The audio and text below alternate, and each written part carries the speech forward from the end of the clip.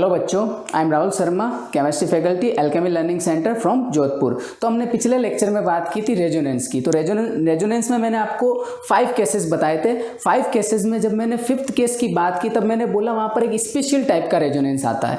तो वो special type का रेजोनेंस जो आता है उसको मैंने एक नाम दिया था मीजोमेरिक इफेक्ट। तो आज हम उसी की बात करेंगे, मीजोमेरिक इफेक्ट की। और ये सबसे बड़ा टॉपिक होता है रेजोनेंस के अंदर, हम मानते हैं इसको, ये बहुत इंपॉर्टेंट होता है। तो मैंने इस पर पहले से लिख रखा है इंपॉर्टेंट स्टार मार्क करके, ठीक है। तो आप ध्यान रखना, ये इफेक्ट आपको पढ़ना बहुत जरूरी है, सभी के लिए जरूरी है, ठीक है। तो मीजोमेरिक इफेक्ट हम स्टार्ट करेंगे।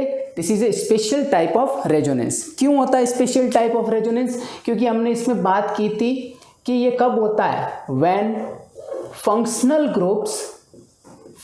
ग्रुप्स अटैच्ड, ठीक है। तो यानी कि किसी भी कॉन्जुगेशन की अगर मैं बात करूं डबल बॉन्ड्स के साथ, जैसे 5 केसेस हमने लिए थे, तो 5 में मैंने बताया था कि double bond single bond double bond, या double bond single bond positive charge, double bond single bond negative charge, double bond single bond और रेडिकल भी हो सकता है। लास्ट में जब एक कंडीशन हमने ली थी उसमें लिया था double bond single bond and lone pair. तो लोन पेयर जब नीचे उतरा तो वो डबल बॉन्ड शिफ्ट जब हुआ तो वहां पर नेगेटिव चार्ज आया था। तो वो हमने बात की थी, वो नेगेटिव चार्ज आने से दोनों रेजोनेटिंग स्ट्रक्चर हमें डिफरेंट लगी, तो हमने वहां पर नाम दे दिया उसको मीजोमेरिक। बट रेजोनेंस तो वहां पे भी हुआ था। तो वो जो मीजोमेरिक था, ऐसा जरूरी नहीं है कि वो सिर्फ लोन पेयर से ही मीजोमेरिक होता है। कभी कभी फंक्शनल ग्रुप जब जुड़े होते तो वो इलेक्ट्रॉन लेते भी है, तो पाई से भी इलेक्ट्रॉन शिफ्ट हो जाते हैं। तो मैं आज वो आपको सारी चीजें समझाऊंगा, यहाँ पे बताऊंगा कि वो कैसे होता है। इसी वजह से मीजोमेरिक इफेक्ट को भी 2 पार्ट्स में डिवाइड करते हैं। 2 पार्ट्स में, जिसमें से पहला जो होता है हम उसको बोलते हैं प्लस एम इफेक्ट, ठीक है। और दूसरा जो होता है उसको हम नाम देते हैं माइनस एम इफेक्ट, ठीक है। अब देखो, प्लस एम इफेक्ट और माइनस एम इफेक्ट, यानी कि एम का मतलब तो आपके हो गया मीजोमेरिक, प्लस का मतलब यहां पर होता है कि इसके अंदर जो भी आएंगे वो क्या आएंगे, इलेक्ट्रॉन डोनेटिंग ग्रुप्स। सारे के सारे इलेक्ट्रॉन डोनेटिंग ग्रुप्स इसके अंदर आएंगे।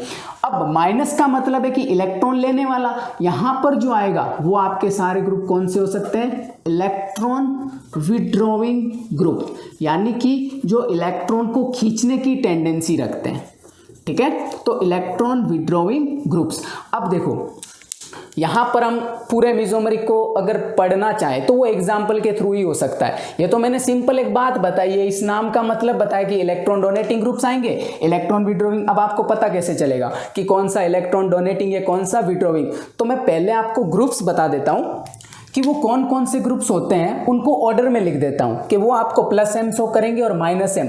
लेकिन जैसे जैसे हम लेक्चर्स करते जाएंगे ना, आपको ऑटोमेटिक पता चल जाएगा कि ये इलेक्ट्रॉन डोनेटिंग क्यों हो रहे हैं, ये इलेक्ट्रॉन विड्रॉइंग क्यों हो रहे हैं, उसका रीजन भी आपको पता चल जाएगा। तो इसमें जो आपके फंक्शनल ग्रुप्स का ऑर्डर जो होगा वो क्या होगा बच्चों, सबसे पहले अगर किसी ऑक्सीजन पे माइनस है तो वो आपका होगा, दूसरा जो होगा वो आपका होगा NH2।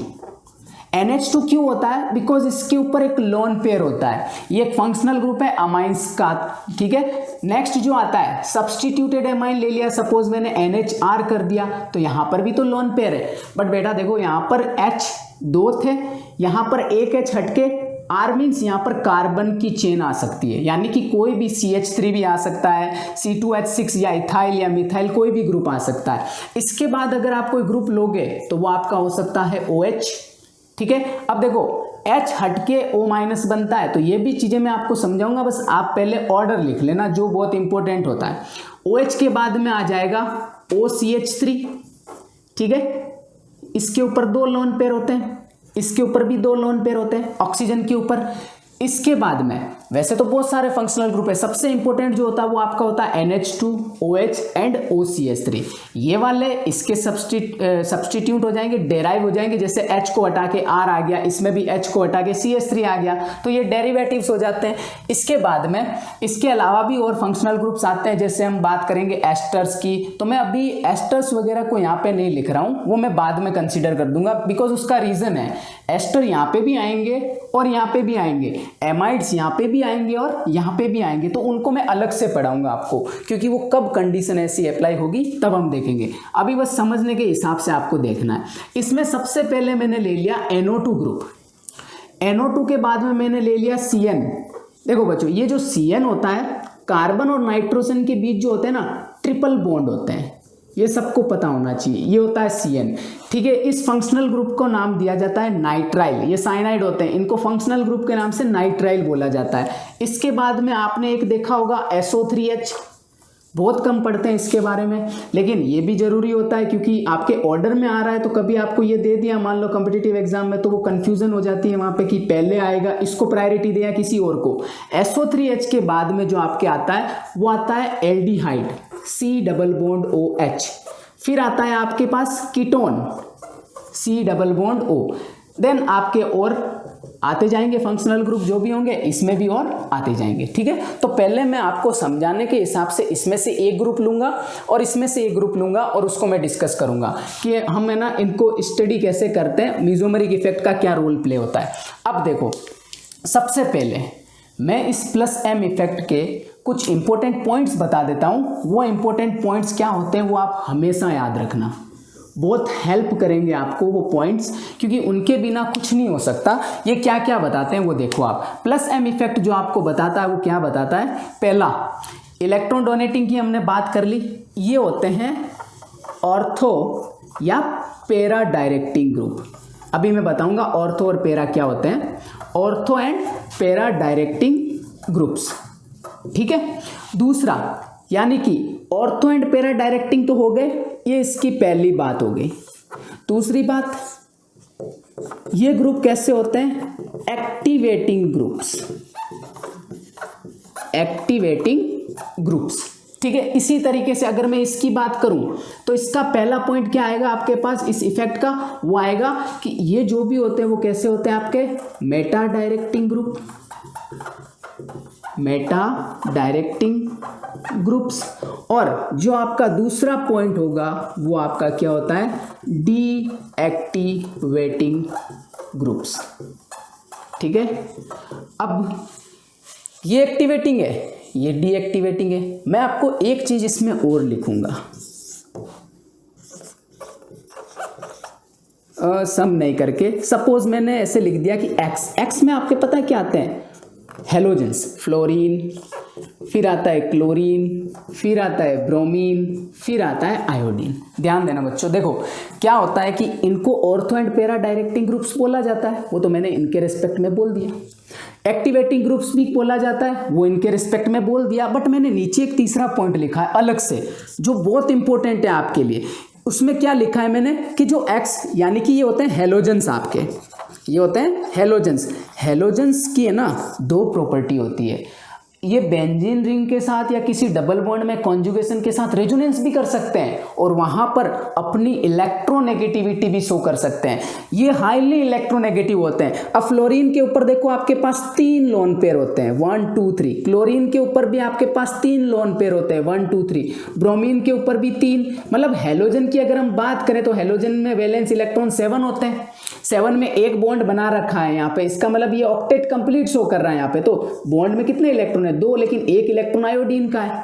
उसी तरीके से सारे मॉलिक्यूल है, लेकिन इनको हमेशा, किनको, हेलोजेंस को, इनको आप ये बोलोगे ortho para directing, ortho para directing but deactivating groups. कैसे हो जाएंगे ये, डीएक्टिवेटिंग ग्रुप्स। तो पॉइंट ये आता है कि ये वाले फंक्शनल ग्रुप जो मैंने लिखे हैं, अभी और भी फंक्शनल ग्रुप इसके अंदर आएंगे आगे, धीरे धीरे बातें करेंगे, एक साथ नहीं, वरना कंफ्यूजन ज़्यादा होगा। तो उसके अंदर क्या होगा कि ये जो ऑर्थो पैरा डायरेक्टिंग है वो एक्टिवेशन शो करेंगे, ये वाले डीएक्टिवेशन शो करते हैं। बट है कैसे, ऑर्थो एंड पैरा, तो घबराने की कोई बात ही नहीं है, क्योंकि ये भी ऑर्थो पैरा प्रोडक्ट बनाते हैं तो ये भी ऑर्थो पैरा प्रोडक्ट बनाएंगे। घबराने की ये भी जरूरत नहीं है कि ऑर्थो पैरा क्या है, मेटा क्या है, मैं सारा अभी डिस्कस कर दूंगा। यहाँ पे एक और पोजीशन भी बताऊंगा जो आपने सुनी भी नहीं होगी, और सुनी है तो बहुत अच्छी बात है। डायरेक्टिंग डीएक्टिवेटिंग क्यों है, इसका रीज़न क्या है बच्चों? देखो हर चीज़ का रीज़न पता होना चाहिए, रीज़न के बिना ना आगे प्रॉब्लम आती है। आप रट के चले गए ये कि ये सारे के सारे डीएक्टिवेटिंग है, इससे कोई लेना देना नहीं है। क्यों है उसका रीज़न मैं बताता हूँ। बिकॉज एक्स यानी कि हेलोजन्स आर हाईली इलेक्ट्रोनेगेटिव, इनकी इलेक्ट्रोनेगेटिविटी क्या होती है? High. EN means electronegative, short में इसको EN लिखते हैं। इलेक्ट्रोनेगेटिविटी अगर इनकी हाई है, इस वजह से ये क्या करते हैं, बॉन्ड से इलेक्ट्रॉन खींच भी सकते हैं। आपने पढ़ा होगा कि इलेक्ट्रोनेगेटिविटी 10th में पढ़ा होगा कि क्या होती है, किसी भी बॉन्ड पेयर के इलेक्ट्रॉन को कोई एटम अपनी तरफ या एलिमेंट अपनी तरफ उसको क्या कर रहा है, पुल कर रहा है, यानी खींच रहा है। तो वो इलेक्ट्रॉन बॉन्ड में खींचने का मतलब इनकी तो सबसे ज़्यादा होती है, जिसमें फ्लोरीन की सबसे ज़्यादा, ठीक है, फिर क्लोरीन की उससे कम, ब्रोमीन की, आयोडीन की सबसे कम। लेकिन एक पॉइंट और है, इलेक्ट्रोनेगेटिविटी ऑर्डर तो कुछ और ही होता है। उसमें क्या होता है, FON। तो फिर मैंने ऑक्सीजन और नाइट्रोजन वालों को सबको क्लोरीन और से पहले लिखना चाहिए था ना। क्यों? क्योंकि यहाँ पर एक्टिवेटिंग इनको बोल रहे हैं, इनको डीएक्टिवेटिंग बोल रहे हैं, और ऊपर से ये बोल रहे हैं कि इनकी इलेक्ट्रोनेगेटिविटी हाई है। लेकिन यहाँ पर एक कॉन्सेप्ट है, ये देखो बच्चों, अकेले हैं ब्रोमीन, क्लोरीन और आयोडीन, तीनों के तीनों क्या है, अकेले हैं। अगर ये तीनों अकेले हैं, किसी साइड एटम और ये तो एक ही बॉन्ड बनाते हैं, अदर से तो जुड़ेंगे नहीं, ठीक है, कोवेलेंट बॉन्ड के अकॉर्डिंग बात करें तो यहाँ पर ये बात हो रही है कि इसमें ऑक्सीजन पे माइनस है, इसमें देखो नाइट्रोजन के साथ हाइड्रोजन भी है, इसमें नाइट्रोजन के साथ हाइड्रोजन के साथ कार्बन की चेन भी हो सकती है, रिंग भी हो सकती है, इसमें हाइड्रोजन है। तो जब कोई फंक्शनल ग्रुप पूरा बन जाता है ना, तो इलेक्ट्रोनेगेटिविटी वगैरह वो सारी चीज़ें, क्योंकि ऑर्गेनिक केमिस्ट्री के अंदर आपको सिर्फ मॉलिक्यूल की एक तो एनर्जी कम करनी है और एक ऑक्टेट कंप्लीट करना है। बिकॉज पूरी ऑर्गेनिक केमिस्ट्री यानी हम बोलते क्या, हाइड्रोकार्बन मीन्स कार्बन की हाइड्रोजन की वैलेंसी कंप्लीट, और हाइड्रोजन कार्बन के जो मॉलिक्यूल्स होते हैं आपके, वो क्या होते हैं, हाइड्रोकार्बन। कुछ फंक्शनल ग्रुप भी ऐड हो जाते हैं, तो उनका भी ऑक्टेट क्या होना चाहिए, इनकम्प्लीट। अब आप देखो, ये अगर अपना लोन पेयर देगा ना, तो भी इसका ऑक्टेट कंप्लीट होगा, ये हम डिस्कस करेंगे। इस वजह से ये पहले आ जाते हैं, ये बाद में, क्योंकि यहाँ पर फ्लोरीन क्लोरीन है, इनका भी ऑक्टेट कंप्लीट रहेगा, बट इलेक्ट्रोनेगेटिविटी क्या हो जाएगी, हाई, क्योंकि इनसे कोई और एलिमेंट जुड़े हुए नहीं है, ये अकेले होंगे। नेक्स्ट अगर हम बात करें तो इसमें बेटा आपके सिर्फ और सिर्फ ऑलवेज क्या होंगे, डीएक्टिवेटिंग ग्रुप से होंगे। बिकॉज ये तो -m नाम से ही पता चल रहा है कि इलेक्ट्रॉन क्या करेंगे, पुल ही करेंगे, तो इलेक्ट्रॉन खींचने का काम करेंगे। लेकिन जब हम धीरे धीरे पढ़ते जाएंगे तो मैंने आपको एक इफेक्ट और लिखवाया था, इंडक्टिव इफेक्ट। इंडक्टिव इफेक्ट में सारे फंक्शनल ग्रुप -I होते हैं, यानी इलेक्ट्रॉन खींचने वाले। क्योंकि इंडक्टिव इफेक्ट आपका डिपेंड किस पे करता है, इलेक्ट्रोनेगेटिविटी पे, तो वहां पर कहानी पूरी चेंज हो जाती है। लेकिन यहां पर क्या बात कर रहे हैं हम, रेजोनेंस की बात कर रहे हैं, तो इन ग्रुप को अलग मानेंगे, इन ग्रुप को अलग मानेंगे, ठीक है। यहां पर नाइट्रोजन पे कभी भी लोन पेयर कंसीडर मत करना। क्यों नहीं करोगे, इसका भी रीज़न मैं बता दूंगा अभी। यहाँ पर भी कोई लोन पेयर नहीं है, यहाँ पर भी नहीं है, यहाँ पर भी नहीं है, ठीक है। तो सारी बातें इसके अंदर आ जाएगी जब हम इसको आगे डिस्कस करेंगे। तो +m -m में मैं आगे बढ़ता हूँ। अब इसको समझाऊंगा पहले, उसके बाद इसको। अब ऑर्थोपेरा क्या होते हैं ये हम बाद में बात करेंगे। पहले मैं आपको सिर्फ और सिर्फ ये बताऊंगा एक्टिवेशन कैसे होता है और डीएक्टिवेशन इसके अंदर कैसे होता है, ठीक है। तो आगे डिस्कस करेंगे हम इसके अंदर। तो सबसे पहले मैं आपके लूँगा +m इफेक्ट, जिसको मैं एक एग्जाम्पल के थ्रू समझाऊंगा। यहाँ पे आप कितने भी एग्जाम्पल लेके कर सकते हो, वो प्रैक्टिस पे डिपेंड करता है, ठीक है। देखो यहाँ पर मैं एग्जाम्पल ले रहा हूँ जिसमें मैंने यहाँ पर लिखा है OH, यानी कि ऑक्सीजन और हाइड्रोजन की एक ही वैलेंसी होती है, तो ऑक्सीजन हाइड्रोजन के बीच बॉन्ड। और मैंने आपको बताया हुआ है ऑक्टेट हमेशा कंप्लीट होता है ना। क्यों, 2 ये इलेक्ट्रॉन पड़े, 2 ये इलेक्ट्रॉन पड़े, और 2 2 4 ये हो गए, 8 पूरे हैं। और हाइड्रोजन हमेशा ड्यूप्लेट कंप्लीट करता है। अब ये आपकी है बेंजीन रिंग, ये बना दी मैंने अल्टरनेटिवली। अब देखो इसमें रेजोनेंस हो रहा है कि नहीं हो रहा है, आप कैसे पता लगाओगे। मैं अगर बोलूँ मान लो ऊपर कोई भी ग्रुप नहीं है, तो बेंजीन रिंग में तो रेजोनेंस हो रहा है, ठीक है। अगर इसके अंदर मैं बात करूँ कि लोन पेयर है, यहाँ पे ये लोन पेयर नीचे जाएगा, तो ये यहाँ पे आएगा, तो क्या बनेगी, एक रेजोनेटिंग स्ट्रक्चर बनेगी जो ये कुछ इस तरीके से होगी। यहाँ पर डबल बॉन्ड आ जाएगा, ये H जुड़ा हुआ, ये एक लोन पेयर पहले से पढ़ा है, यहाँ पर पॉजिटिव चार्ज। अब देखो ये बॉन्ड ऊपर आया, पूरा का पूरा ऊपर आया, तो यहाँ पर कौन सा चार्ज होगा, नेगेटिव। ये डबल बॉन्ड वैसे का वैसे पड़ा है और ये वाला डबल बॉन्ड भी वैसे का वैसे पड़ा है। इस स्ट्रक्चर से ये स्ट्रक्चर बन गई। ज़्यादा स्टेबल ये थी, ये कम अनस्टेबल, ये स्टेबल कम है, क्योंकि अनस्टेबल मानूंगा मैं इसके रिस्पेक्ट में। क्यों, इस पर चार्ज आ गए। अब चार्ज आने का क्या मतलब है कि एनर्जी हाई हो रही है इसकी। अब देखो रेजोनेंस तो होगा, कैसे हुआ, lone pair single bond double bond alternatively थे। यहाँ पर क्या है, minus single bond double bond, यानी कि और आगे रेजोनेंस होगा तो ये यहाँ पे जाएगा, ये यहाँ पे जाएगा। तो जैसे ही आगे बढ़ेगा एक रेजोनेटिंग स्ट्रक्चर इसकी और बन जाएगी, उसमें क्या होगा, नेगेटिव यहाँ पे आ जाएगा। अब देखो ये नेगेटिव यहाँ पे गया है, एरो की डायरेक्शन हमेशा इधर ही रखनी है। अब ये हो जाएगा यहाँ पे सेम टू सेम, पहले वाला जो है वो ही रहेगा, ठीक है। नेक्स्ट क्या होगा, अभी भी रेजोनेंस हो रहा है तो ये यहाँ पे जाएगा और ये यहाँ पे जाएगा, तो एक रेजोनेटिंग स्ट्रक्चर आपकी और बनेगी और उसमें क्या होगा, ये नेगेटिव यहाँ पे आ जाएगा, डबल बॉन्ड, ये डबल बॉन्ड वैसे का वैसे, ये माइनस यहाँ गया तो डबल बॉन्ड यहाँ आ जाएगा, ये सिंपल आ गया, ये हो गया OH और इस पर पॉजिटिव और एक लोन पेयर वैसे का वैसे पड़ा। अब देखो लास्ट में क्या होगा, ये यहाँ पे गया और ये इसके ऊपर वापस चला गया, तो मैंने टोटल कितनी स्ट्रक्चर्स बनाई। यहाँ पर क्या होगा, वापस OH हो जाएगा। देखो जैसे ये बॉन्ड ऊपर जाएगा अब नेगेटिव नहीं आएगा, क्यों, ऑलरेडी पॉजिटिव है। जैसे ही नेगेटिव पॉजिटिव एक साथ आएंगे वो कैंसिल हो जाएंगे, तो यहाँ पर वैसे का वैसे पड़ा रहेगा। लेकिन ये माइनस जब यहाँ आया तो डबल बॉन्ड यहाँ पे, ये वाला डबल बॉन्ड वैसे का वैसे, ये वाला डबल बॉन्ड वैसे का वैसे। अब देखो क्या होता है, कुछ कंफ्यूजन यहाँ पर ये रहता है। मैंने 5 स्ट्रक्चर बनाई है total, first, second, third, fourth and fifth, ठीक है। अब पांचों स्ट्रक्चर के अंदर ये और ये आपको सेम लग रही होगी और बहुत से लोग इनको सेम टू सेम मान लेते हैं, लेकिन कभी भी गलती मत करना, ये सेम नहीं है। बहुत आर रेजोनेटिंग स्ट्रक्चर, मैं इनके बीच में भी डबल एरो लगा सकता हूँ। बहुत आर रेजोनेटिंग स्ट्रक्चर क्यों है, इसके डबल बॉन्ड की डायरेक्शन, मतलब देखो पूरे इधर 2 डबल बॉन्ड है, इधर 1 डबल बॉन्ड है, और इसमें डबल बॉन्ड इधर है और 1 डबल बॉन्ड इधर है, यानी कि यहाँ पर बेंजीन का रेजोनेंस हो रहा है, OH अपनी जगह पे, और यहाँ पर OH ने भी क्या किया, अपना रेजोनेंस किया। इसी को बोलते हैं मेसोमेरिक इफेक्ट। अब आप ये सोचो, जब लोन पेयर नीचे आया तब एक एक्स्ट्रा इलेक्ट्रॉन रिंग के अंदर आया, एक यहाँ पे माइनस, फिर दूसरा माइनस यहाँ पे आया, फिर तीसरा माइनस आपके पास यहाँ पे आया। इसका मतलब क्या हुआ कि तीनों माइनस जो आए, ये माइनस क्या इंडिकेट कर रहे हैं कि रिंग में एक इलेक्ट्रॉन एक्स्ट्रा है। तो यहां से आपको प्रूफ मिल रहा है कि ये आपने क्या किया, यहाँ पे एक्टिवेशन ऑफ रिंग। क्यों हुआ एक्टिवेशन, एक्टिवेशन क्यों हुआ, बिकॉज ऑक्सीजन ने आपके क्या दिया, एक लोन पेयर दिया, तो इसने इलेक्ट्रॉन दिया है ना। जब ये इलेक्ट्रॉन आपको दे रहा है इसके अंदर, तो रिंग में एक इलेक्ट्रॉन एक्स्ट्रा है, तो मैंने यहां पर बोल दिया एक्टिवेशन ऑफ रिंग। रिंग क्या हो गई, एक्टिवेट।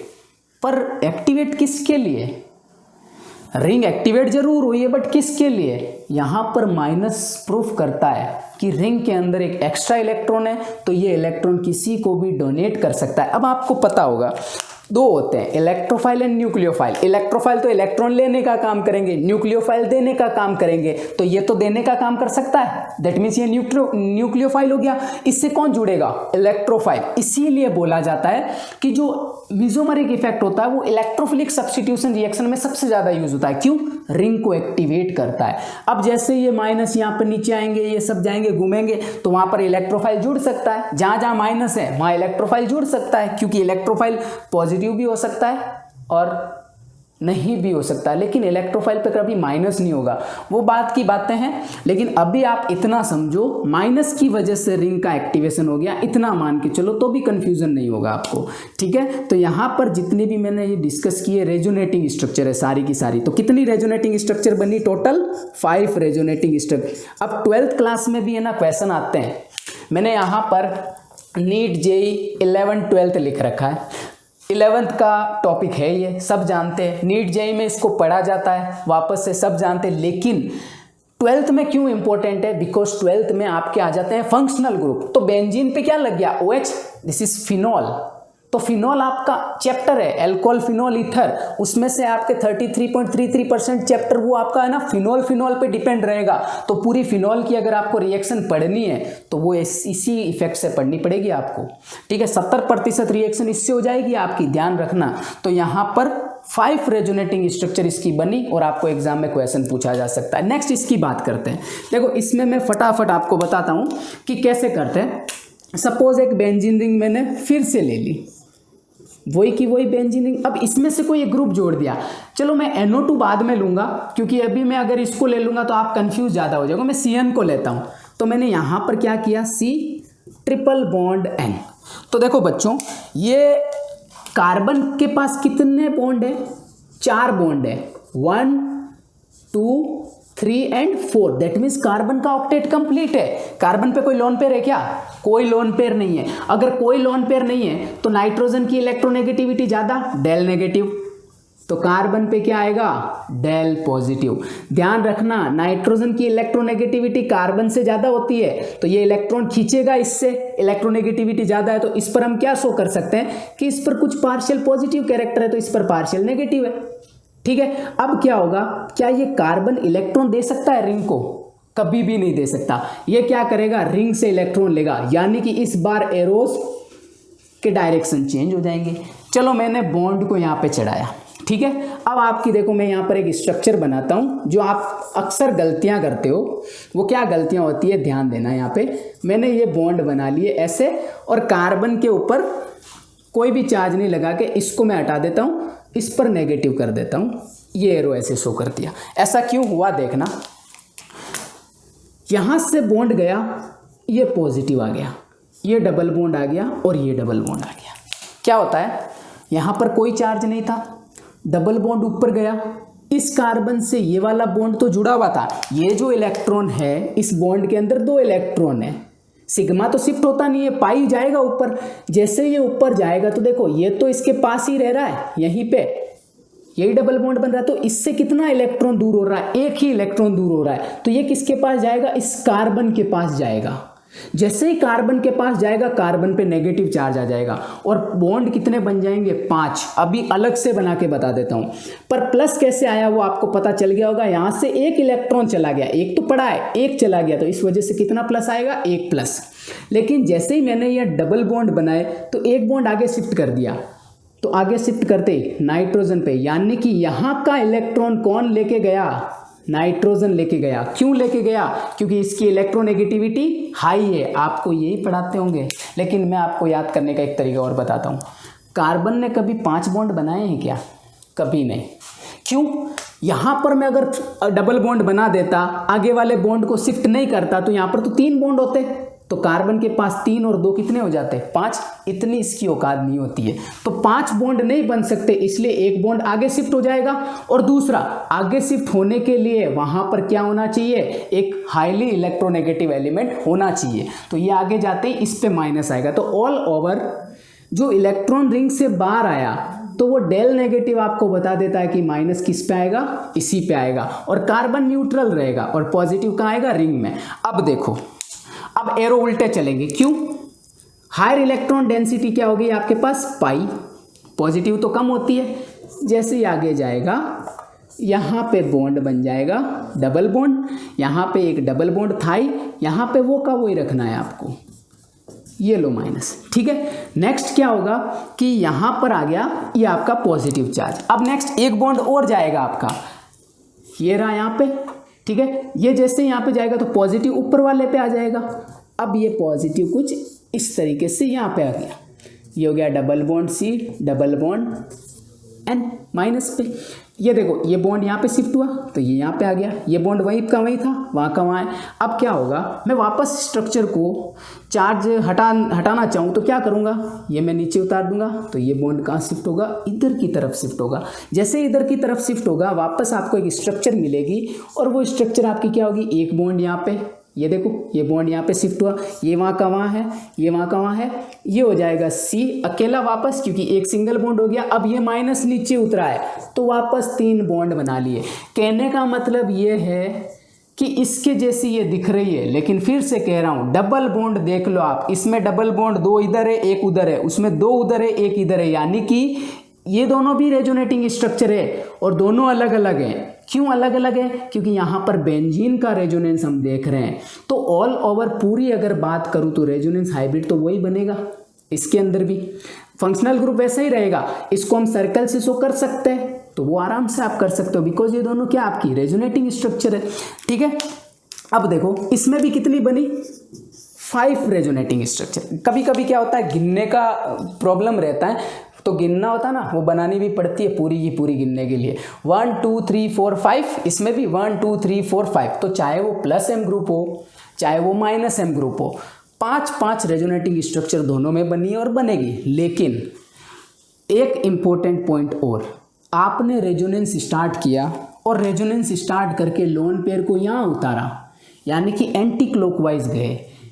एंटी क्लॉकवाइज तो पूरा का पूरा रेजोनेंस एंटी क्लॉकवाइज ही चलाना है। अगर आपने लोन पेयर को उस साइड में उतारा, ठीक है, उस साइड में उतारोगे तो डबल बॉन्ड की पोजीशन चेंज करो, तो आपको मतलब आपने जो एक रास्ता बना लिया है रेजोनेंस का, तो रेजोनेंस का वो ही रास्ता चलेगा, चेंज नहीं करना है। बार बार क्या करते हो, चेंज कर देते हो। कुछ की प्रॉब्लम ये भी होती है, मैं बताता हूँ आपको क्या प्रॉब्लम होती है। वो अद्भुत प्राणी होते हैं, कैसे काम करते हैं, फिर उसको सही भी बताते हैं। जैसे कि देखो मैं आपको बताता हूँ आपकी क्या गलती होती है इसमें। आपकी गलती जो होती है वो ये होती है, जैसे सपोज मैंने फिनोल बनाई, ठीक है, तो यहाँ पर भी एक मैं फिनोल बना दूँ वापस वैसी की वैसी ऐसे, ठीक है। यहाँ से लोन पेयर थे, ये लोन पेयर यहाँ आएगा, double bond double bond double bond. वो क्या करते हैं, इस डबल बॉन्ड को यहाँ पे लाते हैं, इस डबल बॉन्ड को यहाँ पे लाते हैं, इस डबल बॉन्ड को यहाँ पे लाते हैं, ठीक है। लाते ही क्या होता है, देखो ये जैसे ही डबल बॉन्ड यहाँ आएगा, ये डबल बॉन्ड ये यहाँ पे हो जाएगा, ये यहाँ पे हो जाएगा। अब यहाँ से क्या उतरा, डबल बॉन्ड उतरा और इस पर कर देंगे पॉजिटिव चार्ज। ये गलतियाँ भी होती है, लेकिन वो पॉजिटिव शो भी नहीं करेंगे। अब यहाँ पर आप कार्बन के बॉन्ड गिन के देख लो, कार्बन के बॉन्ड गिन के देख लो, 1 2 3 4 और ये एक अंदर बैठा देखो 5 बॉन्ड बना लिए, यानी कि सीधा रेजोनेंस एक साथ करवाना भी क्या नहीं होता, पॉसिबल नहीं होता। इसीलिए तो आपकी रेजोनेटिंग स्ट्रक्चर आई है। अब ये बीच में क्यों बन रही है, बिकॉज ये स्टेबल होगी इसलिए बन रही है ना, सबका ऑक्टेट कंप्लीट है। तो आप कभी भी लोन पेयर को नीचे उतारो तो आगे पाई बॉन्ड को शिफ्ट करो तो वहां पर नेगेटिव बनेगा 100%, कभी भी बॉन्ड शिफ्ट नहीं होंगे, ये ध्यान रखना, ठीक है। अब चाहते तो हम इसको यूं करके वापस फिनोल भी बना देते। तो मान लो मैं इसको हटा देता हूं और मैं ऐसे लिखता हूं कि यहां पर जो डबल बॉन्ड आता वो वापस चला जाता उसके ऊपर, यहाँ पे जो डबल बॉन्ड इसका आता वापस इस पे चला जाता, तो सेम, तो यानी 2 ही रेजोनेटिंग स्ट्रक्चर बनी। तो यहाँ पर आपने किया क्या, सिर्फ बेंजीन रिंग का रेजोनेंस किया है, वो अलाउ नहीं होगा, ठीक है। तो आपको है ना एक एक स्टेप से क्या करना पड़ेगा, रेजोनेंस करना पड़ेगा, और उसके लिए आपके पास मैंने 2 इफेक्ट बता दिए। अब यहाँ पर देखो नेगेटिव आए थे, यहाँ पर जहाँ नेगेटिव आए थे उस रिंग में वहाँ पर पॉजिटिव है। जैसे देखो इस पोजिशन पे नेगेटिव, इस पोजिशन पे नेगेटिव, इस पोजीशन पे नेगेटिव, तीनों स्ट्रक्चर है। मैं इसको सेकंड मानता हूँ, थर्ड और ये आपकी फोर्थ, ये हो जाएगी फर्स्ट एंड ये हो जाएगी आपकी फिफ्थ। सेम इसी में वही है, यहाँ पर देखो आपके पॉजिटिव, इसके अंदर यहाँ पे पॉजिटिव, इसके अंदर यहाँ पे पॉजिटिव है, तो इधर तो नेगेटिव है, इधर क्या है पॉजिटिव, यानी कि इसमें तो इलेक्ट्रॉन आया उसमें से गया, इसलिए माइनस एम, इसलिए ये क्या है प्लस एम। अब इसमें प्लस आने की वजह से क्या हो गया, ये खुद इलेक्ट्रॉन का भूखा हो गया है, यानी इसको खुद को इलेक्ट्रॉन चाहिए। लेकिन फिर भी मैं आपको एक बात बता दूं, ये आपकी इलेक्ट्रोफिलिक एडिशन रिएक्शन देता है। ये क्या देता है, अब इसका मतलब ये नहीं है कि आपको मन मर्जी ऐसे न्यूक्लियोफाइल आया चिपका दिया, भाई ये न्यूक्लियोफाइल चिपका दिया, ऐसा कभी नहीं हो सकता। क्यों, क्योंकि न्यूक्लियोफाइल अगर इसके पास आएगा ना तो ये बॉन्ड भी तो घूम रहे हैं, इनमें तो इलेक्ट्रॉन है, रिपल्सन तो फिर भी होगा। इसलिए बोला जाता है कि बेंजीन रिंग जो होती है ना वो कम से कम न्यूक्लियोफिलिक सब्स्टिट्यूशन देती है, मोस्टली क्या देती है, इलेक्ट्रोफिलिक सब्स्टिट्यूशन। और 70% ये रिएक्शन करने के बाद है ना आपके सारे कॉन्सेप्ट क्लियर हो जाते हैं। तो ध्यान रखना, पॉजिटिव आया है तो भी इलेक्ट्रोफिलिक देगा, कहाँ देगा, जहाँ पर पॉजिटिव नहीं है वहाँ से देगा, तो वो हम डिस्कस करेंगे बाद में, ठीक है। अब मैं आपको एक चीज़ और बता देता हूँ फटाफट। ये एक बेंजीन रिंग है, सपोज मैंने लिख दी, यहाँ पर कोई ग्रुप जुड़ा हुआ है, ठीक है, ये ग्रुप जुड़ा हुआ है। आप इस ग्रुप को क्या मान लो, एक ऑपरेशनल पार्ट। ये ग्रुप मैंने मान लिया एक ऑपरेशनल पार्ट है कि मैं इसको पकड़ के चलूंगा। मैंने इसको पकड़ा, इधर आया तो मैंने देखा यहाँ पर एक कार्बन है, यहाँ पर एक कार्बन है। चाहे आप इधर जाओ चाहे इधर जाओ, एक डायरेक्शन में जाना है। अगर इधर गए तो उधर ही जाना है, उधर गए तो उधर ही जाना है, क्लॉकवाइज या एंटी क्लॉकवाइज। तो ये वाला जो कार्बन होगा वो आपका कहलाएगा ऑर्थो, उसके बाद वाला जो आपके कहलाएगा पैरा, और लास्ट ये क्या ऑर्थो, उसके बाद आएगा मेटा, उसके बाद जो ये बचा उसको हम क्या बोलेंगे बच्चों, पैरा। अब देखो मैं मान लो उधर से जाना चाहूं तो ये क्या हो जाएगा ऑर्थो, और ये क्या हो जाएगा मेटा। तो कहने का मतलब ये है कि आपको एक सिंपल बेंजीन रिंग में दे दूं और बोलूं इसमें बताओ मुझे ऑर्थो मेटा एंड पैरा। कुछ कुछ नमूने भी होते हैं दुनिया में, वो बताते हैं ये वाली ऑर्थो, ये वाली मेटा, ये वाली पैरा। लेकिन आपने ऑपरेशनल पार्ट क्या माना, यहाँ पर ना तो कोई ग्रुप जुड़ा हुआ है ना कोई चार्ज है। अगर यहाँ पर कुछ जुड़ा हुआ है ना ग्रुप, तब वो आपका क्या होगा ऑर्थो मेटा पैरा। यानी कि ऑर्थो मेटा पैरा का कॉन्सेप्ट आपके 12th में स्टार्ट होता है। 11th में तो आप बेंजीन रिंग देखते हो, वहाँ पे भी होता है लेकिन बहुत कम पढ़ते हैं लोग। यहाँ पर ग्रुप जब होगा तो ये दोनों ऑर्थो, ये दोनों मेटा, ये पैरा एक ही दिख रहा है। अब यहाँ पर देखना ये OH है, सपोज ये आपका फंक्शनल ग्रुप है, ठीक है। तो इसके ऑर्थो पे क्या आया नेगेटिव चार्ज, इसके पैरा पे भी क्या आया नेगेटिव चार्ज, और इसके वापस ऑर्थो पे क्या आया देखो नेगेटिव चार्ज, क्योंकि फंक्शनल ग्रुप के पास वाला तो ऑर्थो ही होगा और उसके बाद वाले मेटा और यहाँ वाला पैरा। तो इसमें आप देखो यहाँ पर आया नेगेटिव, ये इससे ऑर्थो है, ये यहाँ पे आया इसका नेगेटिव, ये इससे ऑर्थो है, और यहाँ से यहाँ पर ये क्या है आपका पैरा। इसलिए इसको बोला जाता है ऑर्थो पैरा डायरेक्टिंग और एक्टिवेटिंग ग्रुप, ठीक है। लेकिन हेलोजन के केस में डीएक्टिवेटिंग, उसकी इलेक्ट्रोनेगेटिविटी की वजह से। सेम इसकी बात करते हैं, -M है। यहाँ पर देखो आप ये ग्रुप जुड़ा हुआ है, यहाँ पर आपके पास क्या है पॉजिटिव ऑर्थो पे, पैरा पे भी क्या है पॉजिटिव, और वापस ऑर्थो पे क्या है पॉजिटिव। तो आपको इतना तो आइडिया हो गया होगा, मैं माइनस को एक्टिवेशन बोल रहा हूँ और ऑर्थो पैरा डायरेक्टिंग भी बोल रहा हूँ। तो पता है वो ऑर्थो पैरा डायरेक्टिंग किसके लिए है, आने वाले इलेक्ट्रोफाइल के लिए, ना कि न्यूक्लियोफाइल के लिए। हमेशा याद रखना ऑर्थो पैरा डायरेक्टिंग जो मैंने लिखवाया है वो सिर्फ मेसोमेरिक के लिए नहीं है, वो उनकी डायरेक्शन शो करता है कि इलेक्ट्रोफाइल कहाँ जुड़ सकता है। ऑर्थो पे भी जुड़ सकता है और पैरा पे भी, दैट मीन्स +M ग्रुप आपके दो प्रोडक्ट देते हैं, एक ऑर्थो देता है और एक पैरा देता है। लेकिन -M ऑलवेज कितना ग्रुप देते हैं, कितने प्रोडक्ट देते हैं, एक ही प्रोडक्ट देते हैं, वो होता है मेटा। क्यों देते हैं चलो रीजन सुन लो। अभी मैंने बोला इलेक्ट्रोफाइल तो आएगा लेकिन न्यूक्लियोफाइल नहीं आएगा, तो इलेक्ट्रोफाइल प्लस पे थोड़ी जुड़ेगा यार, है ना। इलेक्ट्रोफाइल प्लस पे नहीं जुड़ सकता। अगर आपने ये डायरेक्शन चूज करी है तो प्लस यहाँ पे आएगा पहले, नहीं तो उधर आएगा। लेकिन आप ये देखो ऑर्थो पे प्लस, ऑर्थो पे प्लस, पैरा पे प्लस, तो बचे क्या आपके पास मेटा। ये पोजीशन बची है आपके पास, देखो इसको मैं एरो से इस तरीके से शो करता हूँ। ये जो पोजीशन बची है ना आपकी, इसको M छोटा m से लिखते हैं मेटा, यानी कि मेटा पे पाई बॉन्ड है।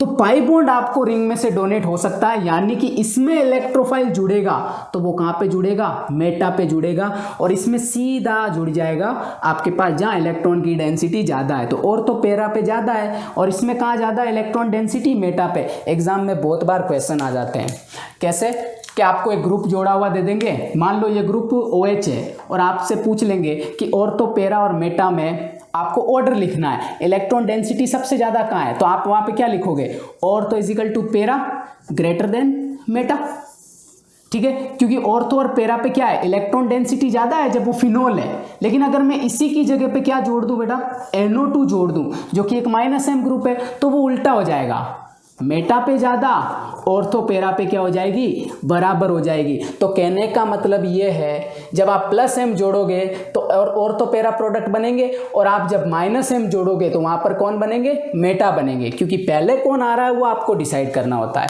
ठीक है। इसके बाद बाकी की बातें हम अगले लेक्चर में करेंगे। अगर आपको ये वीडियो अच्छा लगा हो तो लाइक कीजिए, सब्सक्राइब कीजिए। धन्यवाद।